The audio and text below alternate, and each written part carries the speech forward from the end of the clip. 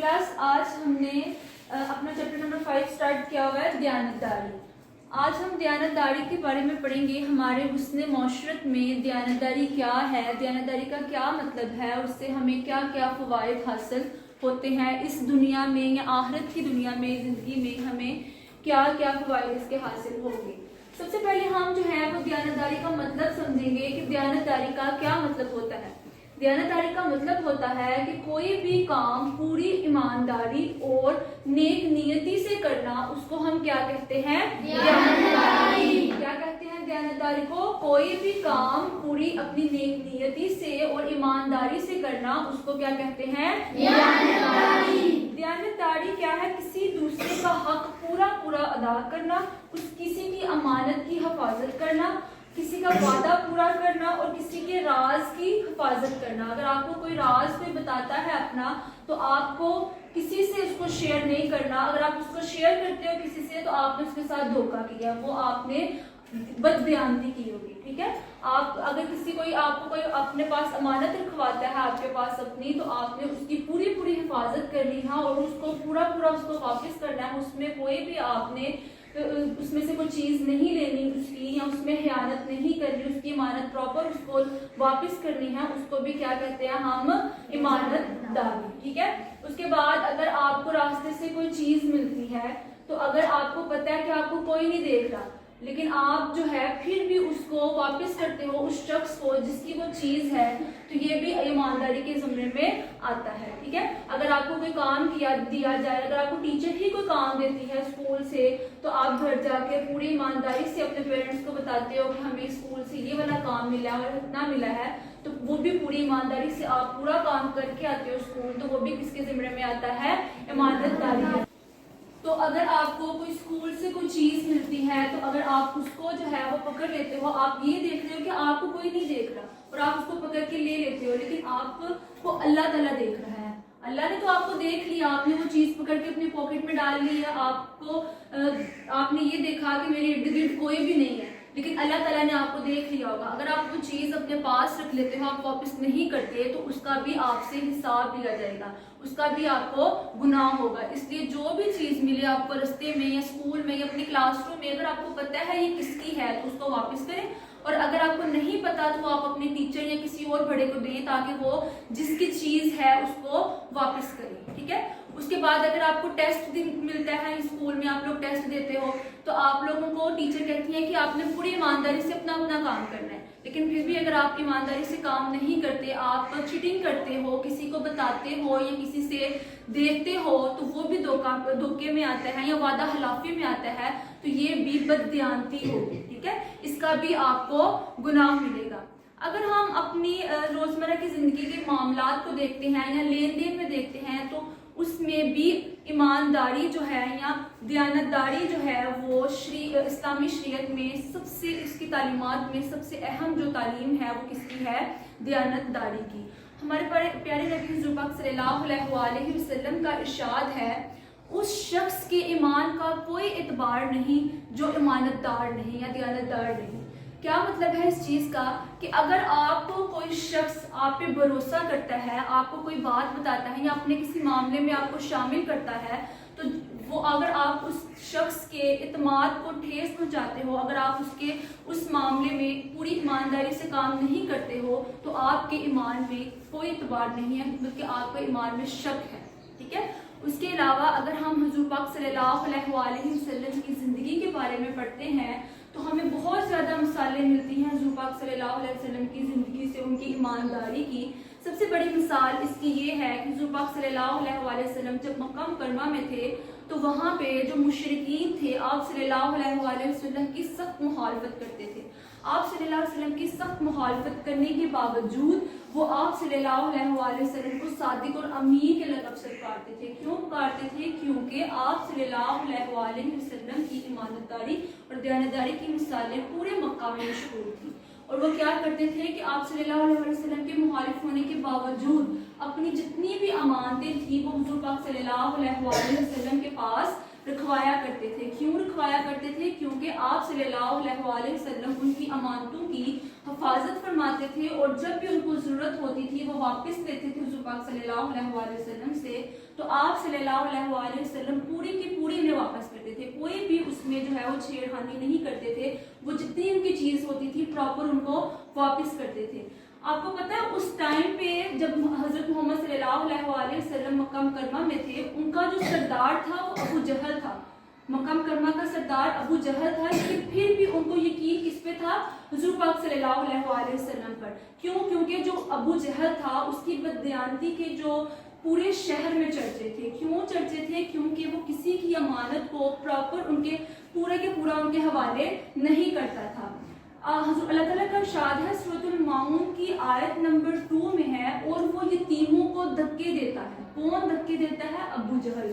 اور مفسرین کے مطابق کہا جاتا ہے کہ یہ ابو جہل کے لیے نازل ہوئی تھی. کیوں ابو جہل کے لیے نازل ہوئی تھی؟ کیونکہ وہ کیا تھا؟ مکہ کا سردار تھا. تو جب بھی مکہ میں کوئی رئیس جب وفات پانے والا ہوتا تھا تو وہ اس کے پاس چلا جاتا تھا. ابو جہل اس کے پاس جاتا تھا اور کیا کہتا تھا کہ جو اس کو پورا یقین دلاتا تھا، کیونکہ اس کے بچے اگر چھوٹے تھے یا نابالغ تھے یا نا سمجھ تھے تو ان کو پورا یقین دلاتا تھا کہ آپ کے بچوں آپ کی جتنی بھی جمع پونجی ہے وہ آپ میرے حوالے کر دیں، اور میں جو ہے آپ کے جب بچے بڑے ہوں گے تو ان کو پورے کا پورا واپس کر دوں گی. آپ کی جتنے کر دوں گا، جتنی بھی ان کی جمع پونجی ہے میں سارے کی ساری پوری ایمانداری سے ان کو واپس کر دوں گا. تو جو رئیس ہوتا تھا وہ سردار تھا ابو جہل مکہ کا، تو وہ اس پہ یقین کر کے کہ یہ سردار ہے مکہ مکرمہ کا، تو یہ پوری ایمانداری سے یہ میری ساری جمع پونجی میرے بچوں کو دے دے گا. تو وہ جو ہے وہ ساری اپنی جمع پونجی کس کے حوالے کر دیتے تھے؟ ابو جہل کے حوالے کر دیتے تھے. لیکن جب ان کے بچے جوان ہوتے تھے، بڑے ہوتے تھے، سمجھدار ہو جاتے تھے، تو وہ کیا کرتے تھے؟ ابو جہل کے پاس جاتے تھے اور اپنی جو ہے وہ ساری جائیداد یا جتنی بھی ان کی جمع پونجی ان کے فادر نے دی ہوتی تھی ابو جہل کو، اس کا مطالبہ کرتے تھے. لیکن ابو جہل جو ہے وہ اس بات سے مکر جاتا تھا اور ان کو دھکے دے کے نکال دیتا تھا. تو یہ ہوتی اسی وجہ سے جو ہے وہ ابو جہل کے چرچے پورے مکہ میں مشہور تھے کہ وہ بددیانت ہے. ٹھیک ہے. اس کے علاوہ اگر ہم اور بھی بہت زیادہ مثالیں دیکھیں، اگر ہم اس کے فوائد کی بات کرتے ہیں دیانتداری کے فوائد کی، تو دیانتداری کے بہت زیادہ فوائد ہیں. جیسے ابھی میں نے آپ کو بتایا کہ حضرت محمد صلی اللہ علیہ وسلم کو صادق الامین کے لقب سے پکارا جاتا تھا. لوگ ان کی عزت کرتے تھے کیونکہ کیا تھے؟ وہ امانت دار تھے. ٹھیک ہے. اور وہ امانت دار تھے، اسی لیے لوگوں میں جو ہے وہ ان کے لیے ان لوگوں کی نظر میں حضور پاک صلی اللہ علیہ وسلم کے لیے عزت تھی، کیونکہ ان کو پتا تھا اور ان کے دل میں یہ بیٹھ گیا تھا کہ یہ کبھی بھی بددیانتی نہیں کریں گے. لیکن اب ابو جہل کے بارے میں آپ کو بتا رہی ہوں کہ وہ بددیانت تھا، وہ دھوکہ دہی سے کام لیتا تھا. تو اس وجہ سے جو ہے کیا ہوتا تھا، وہاں مکہ کے لوگ باقی تو اس کی ساری باتیں مانتے تھے، لیکن ان کو یہ پتا تھا کہ یہ بددیانت ہے. تو اس کے فوائد کی اگر ہم بات کریں دیانتداری کے فوائد کی، تو دیانتداری کے فوائد یہی ہیں کہ اگر آپ جو ہے امانتداری سے کام کریں گے، کسی کا کام بھی اگر آپ نے فل نیتی سے کیا ہے تو لوگ آپ پر پورا اعتماد کریں گے. اور سب سے بڑا فائدہ اس کا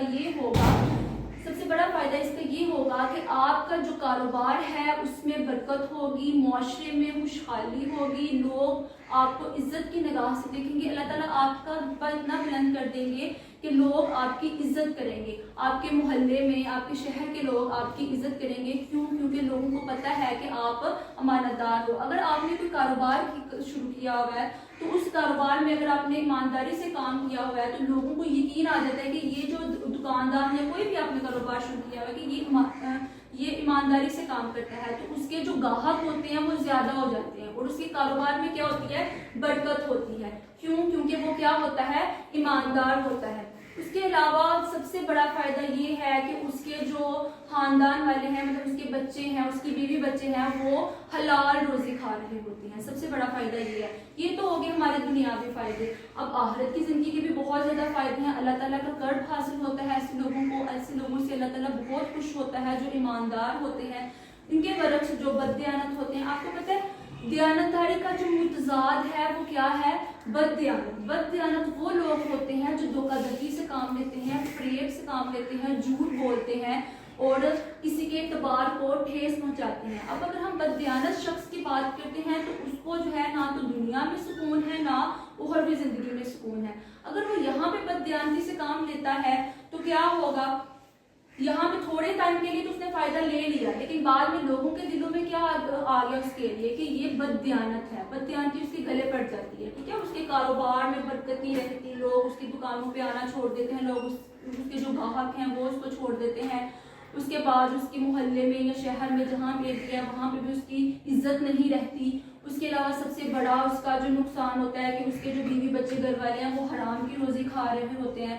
اس کے علاوہ اس کے یہ تو دنیاوی زندگی کے بھی نقصان ہیں. اخروی زندگی کے نقصان یہ ہے کہ اللہ تعالیٰ اس سے بہت ناراض ہوتا ہے، اللہ تعالیٰ کا قرب حاصل نہیں ہوتا ہے ایسے شخص کو، اور وہ منافقین کے زمرے میں آتا ہے. آپ کو پتہ ہے منافقین کی 3 نشانیاں ہوتی ہیں. وہ کون سی نشانیاں ہوتی ہیں؟ کہ جب بات کرے تو جھوٹ بولے، جب وعدہ کیا جائے تو اس میں وعدہ خلافی کرے، اور جب اس کے پاس کوئی امانت رکھوائی جائے تو اس میں بددیانتی کرے. کیا کرے؟ اس میں بددیانتی کرے. یہ منافقین کے زمرے میں آ جاتے ہیں اور یہ منافقین کے گلے پڑ جاتی ہے یہ جو بددیانت شخص ہوتے ہیں. ٹھیک ہے، اب آپ کو میں ایک بچے کی کہانی سناتی ہوں کہ اسکول میں صبح کا ٹائم تھا، صبح پڑھائی میں سب بچے مصروف تھے. جیسے ہی 5ویں پیریڈ ختم ہوا، تفریح کے لیے گھنٹی بجی، بچے تیزی سے اپنے کمرہ جماعت سے نکل کر گراؤنڈ کی طرف بھاگے. حذیفہ ایک بچہ تھا، سب سے آخر میں کمرہ جماعت سے نکلنے لگا تو استاد صاحب کی کرسی کے قریب ایک پرس زمین پر پڑا نظر آیا. اس نے پرس اٹھا لیا. حذیفہ نے پرس کھولا تو اس میں پیسے تھے. آج حذیفہ کو گھر سے جیب خرچ نہیں ملا تھا، اسے بھوک بھی محسوس ہو رہی تھی. پرس میں پیسے دیکھ کر اس کا جی چاہا کہ کینٹین پر جائے اور کوئی چیز لے کر کھا لے. پرس اٹھاتے ہوئے اسے کسی نے دیکھا بھی نہیں تھا. اسی لمحے اسے خیال آیا کہ مجھے پرس اٹھاتے بھلے کسی نے نہ دیکھا ہو مگر اللہ تعالیٰ تو دیکھ رہا ہے. میں لوگوں کی نظروں سے تو چھپ سکتا ہوں لیکن اللہ تعالیٰ سے تو نہیں. اس نے سوچا کہ میں لوگوں کی نظروں سے تو چھپ سکتا ہوں لیکن اللہ تعالیٰ کی نظروں سے تو نہیں چھپ سکتا. یہ خیال آتے ہی اس نے پرس استاد صاحب کے حوالے کر دیا.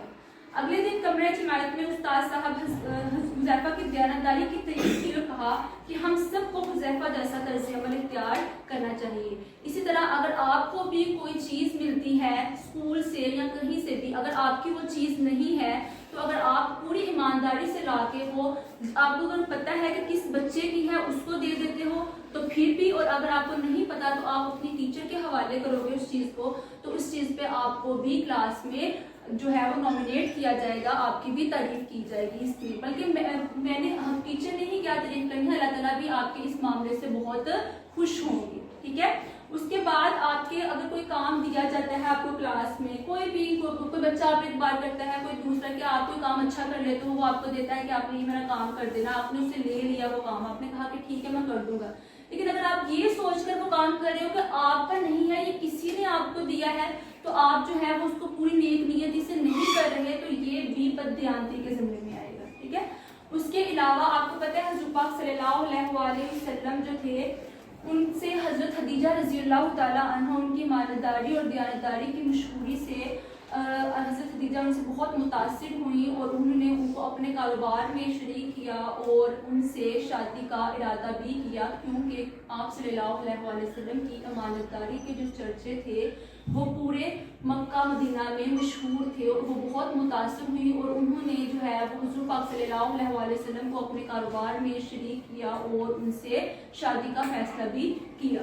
اس کے بعد اگر دیانتداری میں دیکھیں، دیانتدار شخص کی معاشرے میں عزت ہوتی ہے. دیانتداری کی وجہ سے معاشرے پرامن اور خوشحال ہوتے ہیں. اگر ہر شخص دیانتدار ہوگا تو ہر جگہ جو ہے وہ معاشرہ پرامن اور خوشحال ہوگا. کوئی بددیانتی نہیں کرے گا، جھوٹ نہیں بولے گا، فریب نہیں کرے گا، کسی کے ساتھ دھوکہ نہیں کرے گا، تو لڑائیاں بھی کم ہوں گی اور معاشرے کیا ہوں گے؟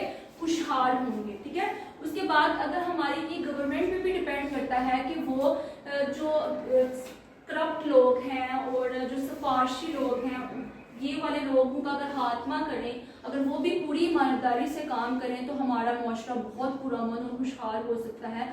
ان لوگوں کو کام دیے جائے جو اس کام کی اہلیت رکھتے ہیں، جو اس کام کی اہلیت نہیں رکھتے ان کو وہ کام نہ دیا جائے. اس کے بعد آ جاتے ہیں دیانتدار حکومتی عہدیدار اور ملازمین کی وجہ سے اداروں سے رشوت اور سفارش کا خاتمہ ہوتا ہے. اگر ہمارے عہدیدار جتنے بھی حکومتی عہدیدار ہیں اور ملازمین ہیں وہ اگر دیانتدار ہوں گے तो हमारे माशरे में जो सिफारिश और ये रिश्वत वगैरह का काम चल रहा है ये ख़त्म हो जाएगा।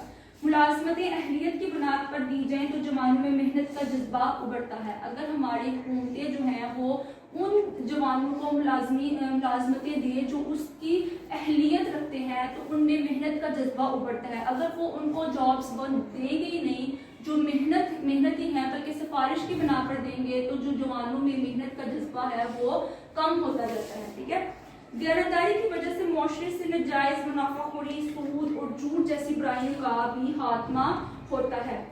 हमारा फ़र्ज़ है कि दियानतदारी को अपनाएं, बददियानती से बचें। इस तरह से हम दुनिया और आखिरत में कामयाब हो सकते हैं। क्या है, हमने क्या करना है, दियानतदारी को अपनाना है और बददियानती से बचना है। कैसे हम बददियानती से बच सकते हैं?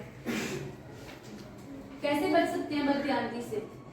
पूरी नेक नियति से काम करना, झूठ, धोखाधड़ी और फरेब से बचना। जो काम आपको दिया जाए उसको पूरे लगन से करना और पूरी अपनी नेक नियति से करना। क्या है? दियानतदारी। समझ आ गई आपको? तो आपने क्या सीखा दियानतदारी से?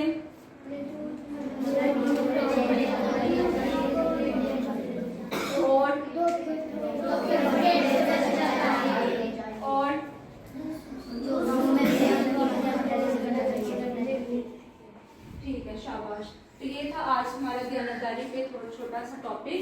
इसको इंशाल्लाह हम कल मज़ीद डिस्कस करेंगे, इस पे क्वेश्चन आंसर करेंगे हम और इसकी एक्सरसाइज भी सॉल्व करने की कोशिश करेंगे। आप लोगों ने घर पे जाके इसको पढ़ना है और आपने इसको ज़हन में रखना है कि आज हमने क्या क्या बातें सीखी हैं दियानतदारी के बारे में। और आपको जो भी काम दिया जाता है, टीचर्स जो काम देते हैं वो भी आपने घर पे पूरी ईमानदारी से जाके अपने पेरेंट्स को बताना है कि हमने स्कूल से ये काम मिला है। ठीक है, उसमें बददियानती नहीं करनी है आपने। समझ आ गया आप सबको? yes.